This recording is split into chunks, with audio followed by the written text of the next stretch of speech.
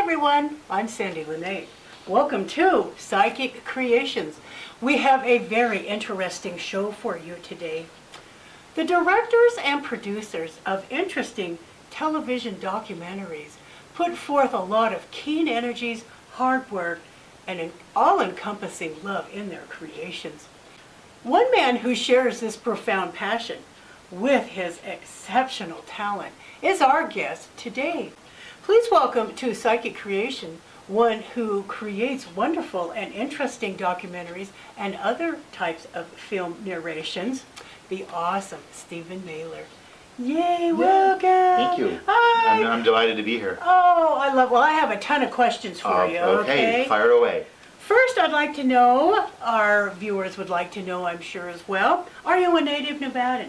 I am not. I actually was I'm born in Texas, but I was raised from when I was 3 years old. I moved to Northern California. I grew up in the San Jose, San Francisco Bay Area. Oh, And then for about 23 years, I lived and finished my schooling at SDSU in San Diego and spent 24 years there as a videographer editor. Oh, really? Yeah. Oh, nice. Yeah, so I've been in Reno or Northern Nevada for about 11 years. Oh, I love it. I absolutely love it here. Oh, well, I think Nevada likes you being Yes, here, too. I think so too. It's been an experience so far. Oh, awesome. Yeah. Well, let's see, what attracted you and when were you attracted in becoming one who creates documentaries and other film types?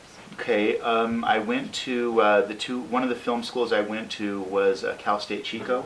Oh, They yes. have they have actually a wonderful television and video production department, the School of Communications.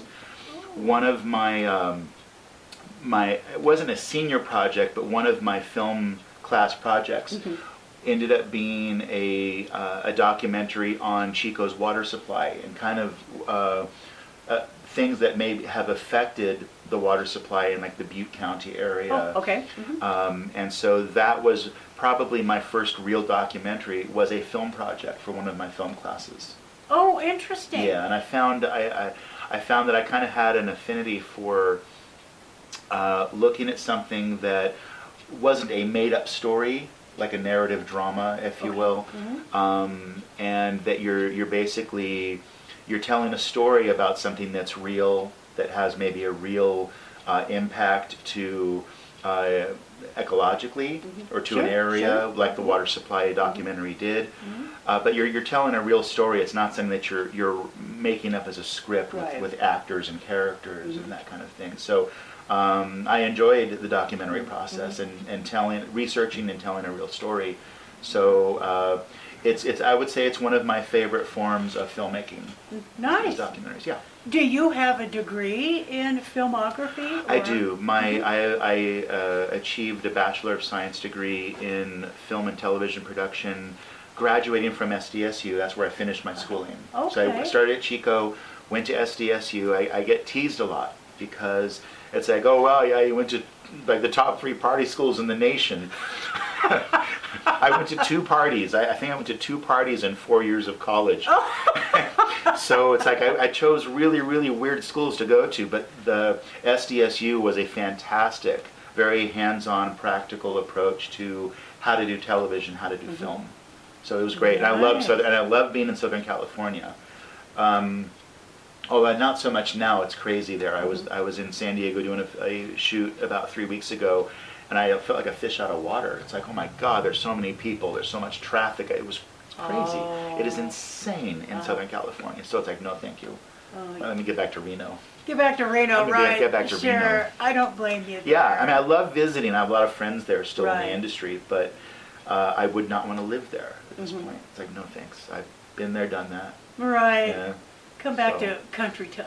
Yeah, it's a little slower. Right. Although it's starting to speed up. It is. With Tesla and all these larger companies coming Right. in. It's like it's changing the landscape. Sure. It's like, wow, there's traffic here now. Yeah, exactly. Where'd that come from? Right. So, That's funny. That's funny. No, but I still like it here. I like to visit there, but I don't Uh-huh. want to stay there. I don't blame you. And not unless someone was going to offer me a ton of money to move there because it's so expensive. Sure it is now. I mean, it's it really is. crazy expensive. Now you have a lot of equipment. I do. I've amassed a lot over, I've been, so not to age myself, but Okay. I've been a filmmaker for about 34 years. Oh, that long. I started, I'm sorry, longer, because I started as a 10-year-old. Yeah, it's one of those stories, you know, I think Steven Spielberg, the story about him is that he started like a 10 or 11-year-old with old Super 8 millimeter movie equipment. Well, that was me.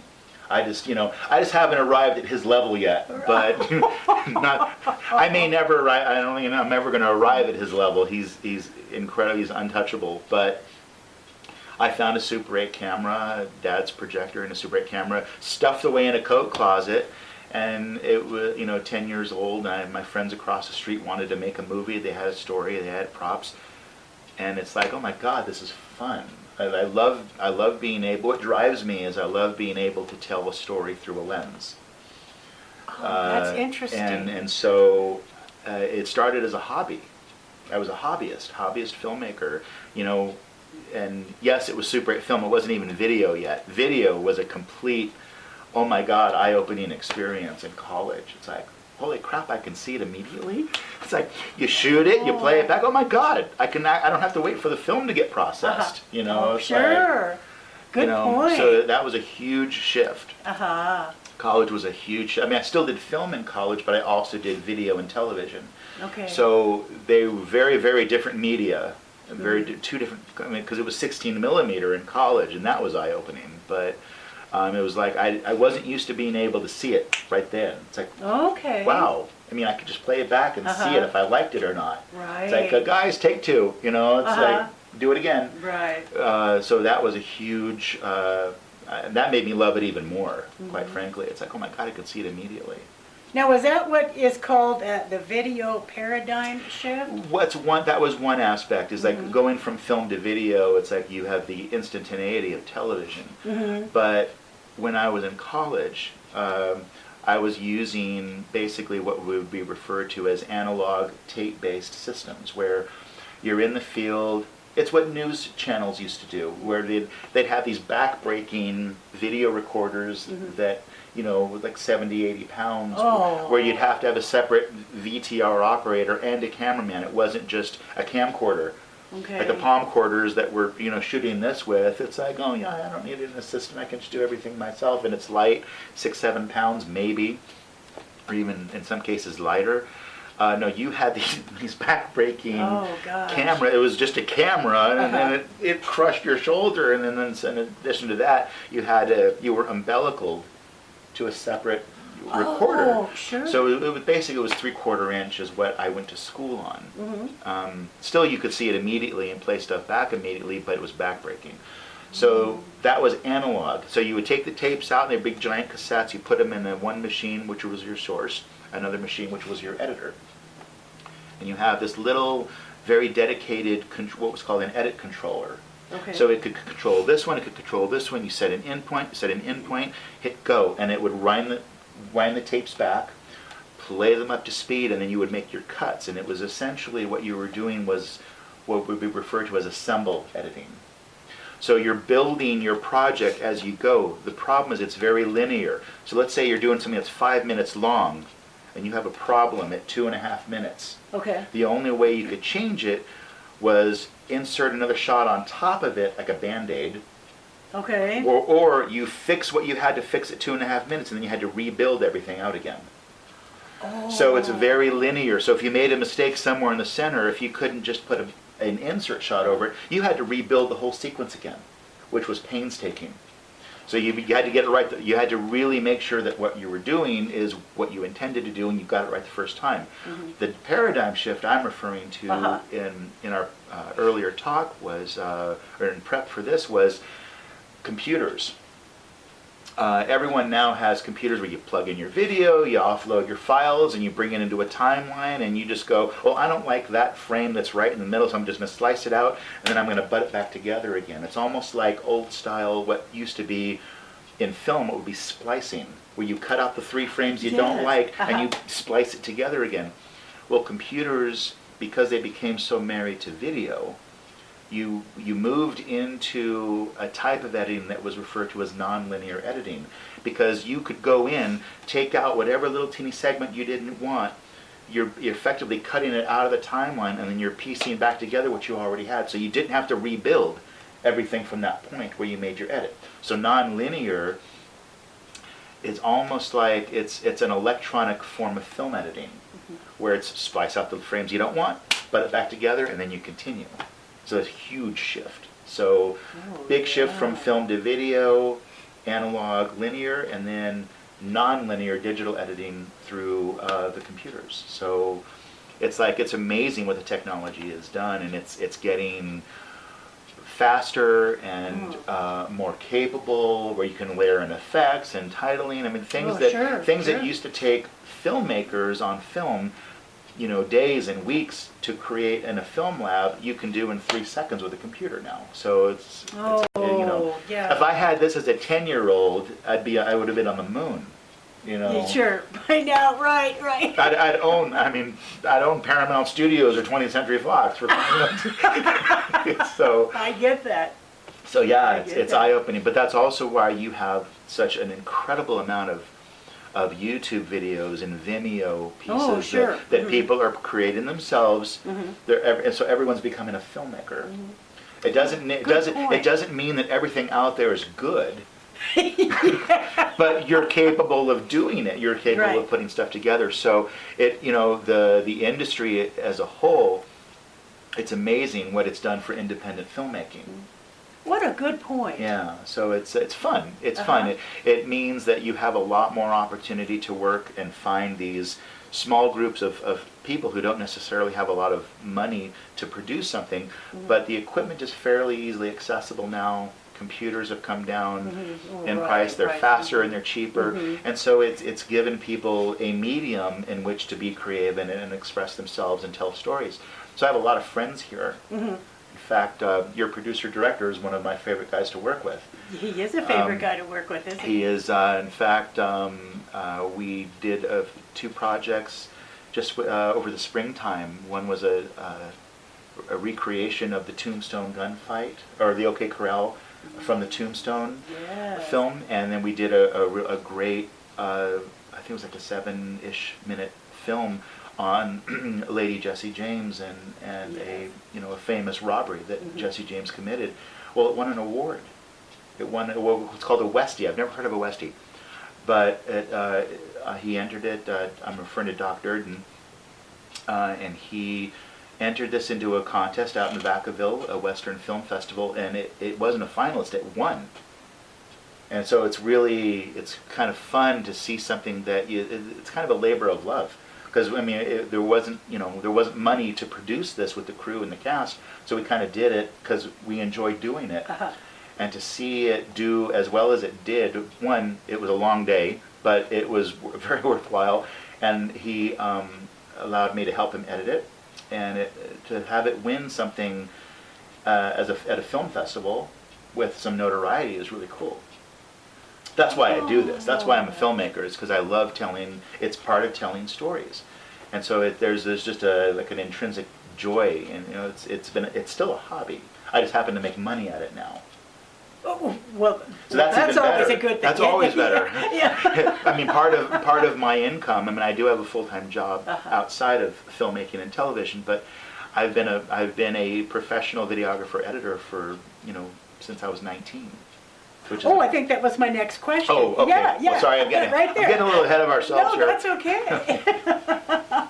Since you were 19. Since I was 19. Well, it was when I was in college. So I spent the first year in college just basically learning theory. There was some hands-on classes, but the bulk of the actual production work came in my sophomore year. Okay. So that's when I got into the film labs and the editing labs, and started doing projects around the university and then outside the university. So technically, I became a videographer around 19, and that's when I learned how to do the analog-based editing with Machine A, and Resource Machine. Okay. It wasn't computer nonlinear yet, Right. because that was too long ago. So it's been since teenager. Look at you, your aura. You're so passionate with. Oh, it's fun. Oh. It's fun. I mean, and you know, and I love doing I think I probably love narrative filmmaking, the stuff I did with Doc and other friends more. But documentaries, I always seem to come back to documentaries. Do you? What is your favorite documentary that you've made, well, to date? I would say it was something I completed about 2 years ago. I actually did a local television show called Auction Addicts, which aired on Fox, it aired on Colo here in Reno, and we sold commercial time, and we actually got paid to do that one. But they were 30-minute weekly TV shows that are formatted exactly like a reality-based show, because we were on location at a live auction house, kind of followed the process of how you set it for an auction, the items that are being auctioned, the people who were involved in the auction house, because their characters all of their own. I didn't have to write anything to make them interesting or strange. They were just there. They were just that naturally. So it's like, oh, cool. I don't have to write anything for you. I just have to put a camera on you and let you go. But no. We did 13. We completed 13 episodes of season 1. Mm-hmm. But that led to meeting another auction house called Hollibird Western Americana. So Hollibird is owned by a man named Fred Hollibird, who's an amazing man. He's like a walking encyclopedia of anything geological or mining. He's a mining engineer, that's his background. But his information and knowledge is so deep and so a part of who he is. He can talk for 45 minutes without any prodding, any preparation on a mineralogical or geological process, or where a piece of gold came from and why this piece of gold is different from this piece of gold, just by looking at it. Or maybe doing a little bit of analysis. Sure. But I mean, his mindset was just mind-blowing. It's like, Fred, I need 3 minutes on this process of how you verify that this saddle is really from the 1800s, and he would give me 45 minutes off the top of his head. It's like, okay, great, now I've got to pare this down to a 3-minute segment. Thanks, Fred. But he could just talk, and it was like he was breathing. It's like, oh my God, this man's amazing. So we did a 94-minute documentary called Sold. And it's all about his auction house, the process, and it even focused on more of what the items, the articles themselves were. Okay. Like an award that was given to Lorne Green in 1969 for his work on the Ponderosa and Bonanza. And so the guy who owned that, the guy who had it and was consigning it to the auction house, he had a whole story about it. So we interviewed the people who were consigning the items. So it's a really an interesting mixture. So part of it was pre-auction prep, learning about who Fred is, learning about who some of his crew is, meeting some of the consigners, and then watching the actual auction to see how well the item did. So it's kind of a before, during, and then after. So it was kind of neat. That was interesting. But it's something I've actually been trying to get sold, because it's titled Sold, but I'm also trying to get it sold to like Travel Channel or History Channel, because Discovery, I think it has a historical aspect to it, because a lot of these articles are true vintage from the 1800s, early 1900s. And there's an interesting story behind every article, everything that's being auctioned off. And interesting. So that's probably the most recent documentary I've completed that I'm very proud of, because I was responsible for pretty much, I was the main cameraman, but I also directed and edited. I basically built, except for some segments that had been pre-edited for other purposes, I pretty much put that whole 93-minute documentary and made it so that it's sellable. It's just that's the other hard part, is once you have something, what do you do with it? How do you distribute it? How do you hopefully sell it?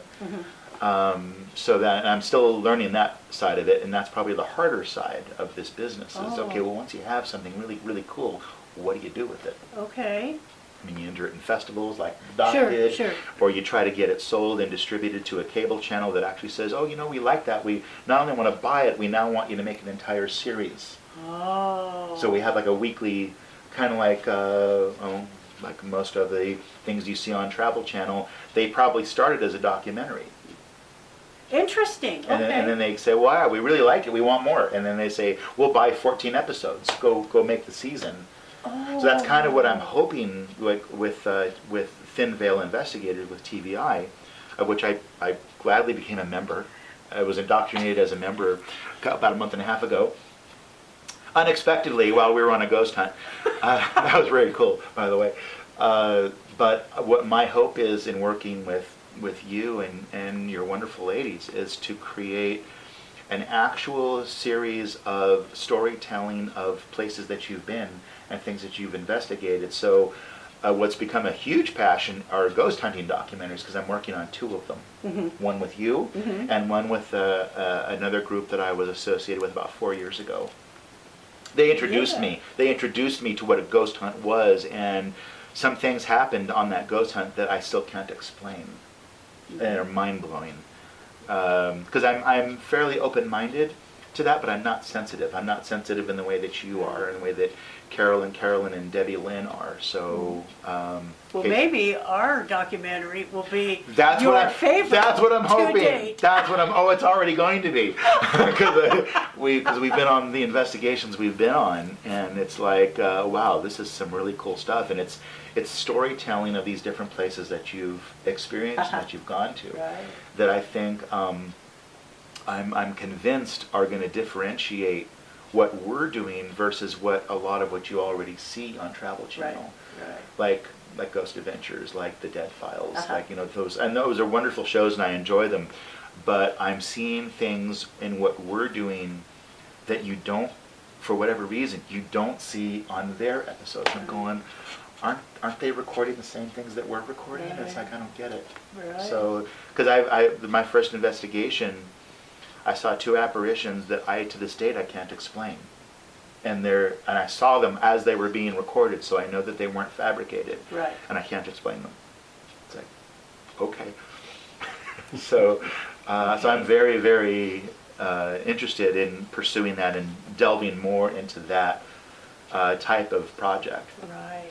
Awesome. Oh, well, we're very proud to be, well, your Associated. associations. Yeah. There we go. Yeah, there you go. All right. Yeah, you're my featured subjects of interest. Oh, well, yeah.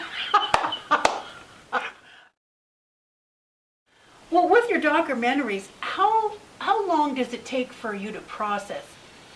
To produce produce a documentary. yeah, produce Produce a is the word. documentary. Mhm.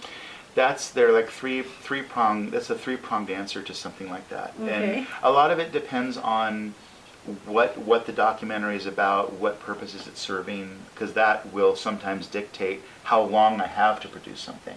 Oh. I'll use Sold as an example. So Sold was shot over maybe 3 or 4, 5 actual live auctions where we were taking footage of these articles that I would consider very interesting, very unique, Okay. very expensive. And so that was probably like maybe a 4 or 5 day shooting cycle, because they were different days. Okay. And there was also planning ahead of the time of when we were shooting of, okay, well, what story are we trying to tell here? Are we trying to tell about just the articles? Are we trying to tell about just the auction house? Are we trying to introduce people to Fred? It was multiple pieces, so there's some pre-production writing that's involved. So kind of mapping out, it's almost like a bullet-pointed storyboard. Okay. So I want to talk okay. about this, I want to talk about this, I want to talk about this. So these are the points I want to hit in what I want to portray in this. So there's a little bit of pre-production that could be a period of weeks or sometimes months or days. Oh, okay. So each project has its own, how long it's going to take me to do this. I would say Sold was probably produced over I would say 6 to 8 month period from coming up with what we wanted to portray, actually shooting it, getting material.